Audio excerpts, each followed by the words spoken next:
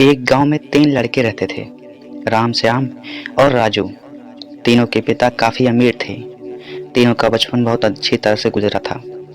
उनके माता पिता कभी भी उनकी कोई भी मांग को अनदेखा नहीं करते थे। राम के पिता सरपंच थे, श्याम के पिता एक कारोबारी और राजू के पिता एक किसान जमींदार थे। छोटी उम्र से ही उन सबको लाड प्यार ने ऐसा बना दिया था कि ना तो उनको मेहनत का पता था और ना ही उनको समय की परवाह थी। अक्सर वह सारा दिन बस घूमा करते थे, नशे और अन्य भोग विलास में डूबे रहते थे, जिससे उनके गांव वाले भी दुखी थे। सरपंच और बड़े लोगों के बच्चे होने के कारण उनकी कोई शिकायत कर पाने की हिम्मत नहीं कर पाता था, जिससे उनका मनोबल और बढ़ गया था। एक दिन उनके गांव में बहुत तेज बारिश हुई, जिससे सब लोगों को नुकसान हुआ, जिनमें इन तीनों के पिता भी शामिल थे। लेकिन इतना कुछ होने के बाद भी उनके बेटों का वही हाल था। वो बस घूमते रहते, नशा करते, भोग विलास करते रहते थे। माँ बाप काफी चिंतित रहा करते थे। ये तीनों भले ही कितने गंदे थे, लेकिन इन तीनों के अंदर एक खास बात थी, जिसकी पहचान किसी को नहीं थी और उनको खुद को भी नहीं पता था। राम एक बहुत अच्छा नेता प्रतिपक्ष था, क्योंकि अपने पिता के पास रहते हुए उसको इसका काफी ज्ञान हो गया था, क्योंकि उसके पिता सरपंच थे। श्याम भी इसी तरह बिजनेस की समझ रखता था, क्योंकि उसके पिता एक कारोबारी थे।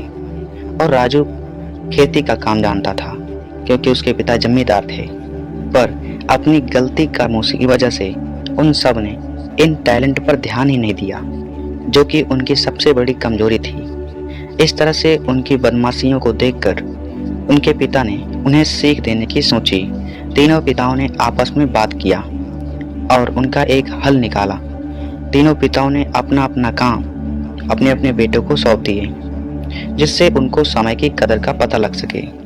तीनों के पिता ने एक वसीयत बनाई, जिसमें लिखा था कि 1 वर्ष के अंदर इन तीनों को 10 लाख रुपए कमा कर देने होंगे, जो बिना किसी गलत काम करके कमाए गए हों, और तीनों को अलग अलग स्थान पर रहना होगा।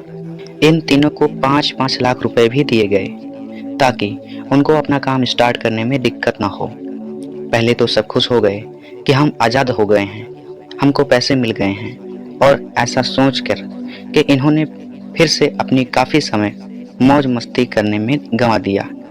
इस तरह से 3 महीने बीत गए। इनका काफ़ी सारा नुकसान भी हुआ। फिर एक दिन उनको अचानक एहसास हुआ कि अगर हम शर्त हार गए तो हम अपनी अपनी जायदाद खो बैठेंगे। धीरे धीरे उनकी चिंता बढ़ने लगी। एक दिन वो इसी उधेड़ धुन में एक पार्क में बैठे थे और कुछ डिस्कस कर रहे थे कि उनको एक छोटी सी लड़की मिली। वो फूल बेच रही थी और साथ में पढ़ भी रही थी। तीनों लोग उस लड़की के पास गए। तभी राम ने लड़की से बोला, बेटी, तो आपकी उम्र क्या है? तो लड़की ने जवाब दिया कि मैं 12 साल की हूँ। Uncle, uncle. इतना सुनते ही राम ने आचार्य से पूछा कि आप इतने छोटे होकर के खेल नहीं रहे हो? इस पर लड़की ने जवाब दिया, मेरे पापा अब इस दुनिया में नहीं हैं और माता बीमार रहती हैं, इसलिए मैं ये काम करती हूँ। ये सुनकर राम ने अपना पर्स निकाला। उसके पास जो भी पैसे बचे थे वो उस लड़की को देने लगा। उसके बाद लड़की ने बोला, अंकल, आप भी फूल ले लो, मुझे बहुत खुशी होगी, क्योंकि मैं अगर आपसे फ्री में पैसे ले लूँगी तो फिर मेरा पढ़ाई में मन नहीं लगेगा। मैं कामचोर बन जाऊँगी, क्योंकि यह समय है जिस समय में मैं अपना भविष्य लिख सकती हूँ। राम ने उस लड़की से सारे फूल ले लिए और तीनों घर लौट आए। उस फूल वाली लड़की का उन तीनों लड़कों पर बहुत गहरा प्रभाव पड़ा। रात भर उन तीनों ने उस बच्चे के बारे में सोचते रहे और उन्हें एहसास हुआ कि वो तीनों कितने गलत थे।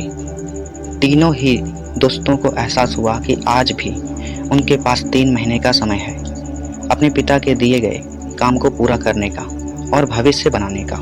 इसी दौरान सब ने सोचा कि अगर बचे हुए समय का सही उपयोग करें तो अभी भी बहुत कुछ किया जा सकता है।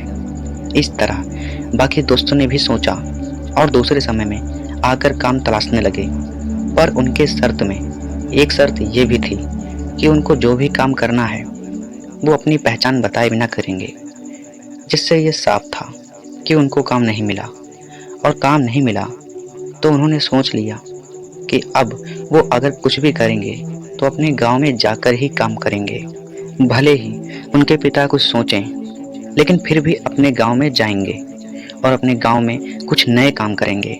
भले ही उनको अपने पिता की वसीयत ना मिले। तीनों लड़के अपने गांव में फिर से आए और अपने अपने पिताओं से जाकर मिले और उन्होंने अपने अनुभव के बारे में बताया और बोला कि वो आगे से ऐसी गलती नहीं करेंगे और वो माफ कर दें। लेकिन पिता तो शर्त पे ही अड़े थे। लड़कों को कोई दया नहीं मिली। तीनों को फिर से दुख हुआ कि तीनों को अपनी गलती की एहसास होने के बाद भी उनके पिता उनका सपोर्ट नहीं कर रहे हैं। और फिर से वो रात भर सोचते रहे कि अब क्या किया जाए। फिर तीनों ने मिलकर एक स्कीम निकाली।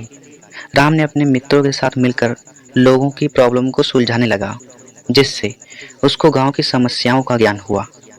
इस तरह श्याम भी गांव के विकास के लिए नए नए तरीके सीख गया और राजू को किसानों और बीजों का ज्ञान हो जाने से उसको काफी फायदा हुआ। तीनों ने मिलकर अपने बाकी बचे पैसों से सही ढंग से सही जगह लगाकर गांव को एक नया रूप दे दिया। उनकी कड़ी मेहनत से गांव के लोग क्या दूसरे शहर के लोग भी उनकी तारीफ करने लगे। उनका गांव तरक्की करने लगा। नई तकनीकों के कारण हर वर्ग के लोगों से उनका जुड़ाव होने लगा और एक समय आने के बाद उनके पिताओं ने भी उन्हें माफ कर दिया।